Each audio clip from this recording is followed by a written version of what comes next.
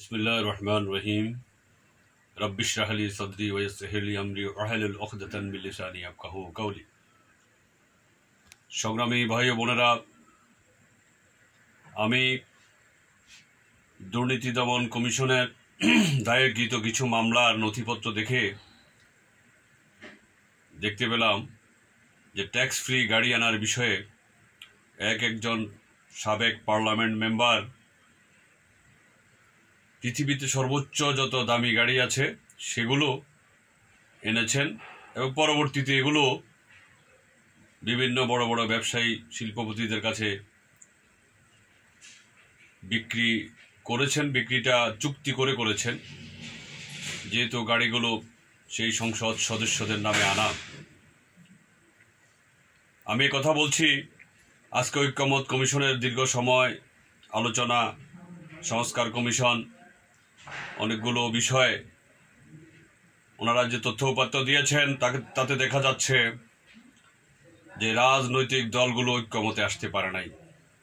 Series of meeting করেছেন, দীর্ঘ meeting করেছেন এবং আপ্যায়ন বাবদ অনেক টাকা খরচ করেছেন, কিন্তু ঐক্যমতে পৌঁছতে পারেন নাই। এখন এই অনৈক্য আরো বৃহৎ আকারে ছড়িয়ে পড়েছে। এক এক দলকে হুমকি দিচ্ছে। আমি আপনাদের শুধু একটি ইতিহাস স্মরণ করানোর জন্য আজকে কথা বলছি যে গত 54 বছরে স্বাধীনতার পরে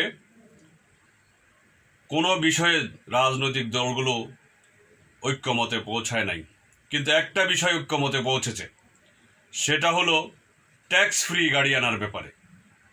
সকল দল, পার্লামেন্টে যারা ছিল 330 সদস্য, 300 জন প্লাস 30 জন হলো মহিলা সদস্য, সকলেই এই ট্যাক্স ফ্রি গাড়ি আনার ব্যাপারে ঐক্যমতে পৌঁছেছেন। কেউ বলেন নাই যে আমি ট্যাক্স ফ্রি গাড়ি নিব না।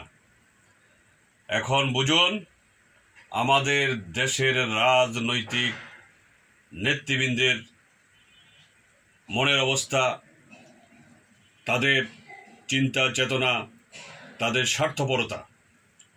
তাই আমি বাংলাদেশের জনগণের প্রতি আহ্বান জানাবো, আপনারা নতুন রাজনৈতিক নেতৃত্ব সৃষ্টি করার জন্য এগিয়ে আসুন। সৎ, মেধাবী, দেশপ্রেমিক রাজনৈতিক নেতৃবৃন্দকে অবশ্যই সামনে আসতে হবে, এগিয়ে যেতে হবে। দুর্নীতিবাজ, লুটেরা, স্বার্থপর, প্রতিহিংসাপরায়ণ এই ধরনের রাজনীতিবিদদেরকে প্রত্যাখ্যান করতে হবে এবং সক্রিয়ভাবে প্রত্যাখ্যান করার জন্য আহ্বান জানাচ্ছি আমি বাংলাদেশ ডেমোক্রেটিক মুভমেন্টের পক্ষ থেকে। আল্লাহ হাফেজ। বাংলাদেশ জিন্দাবাদ। বাংলাদেশ ডেমোক্রেটিক মুভমেন্ট জিন্দাবাদ।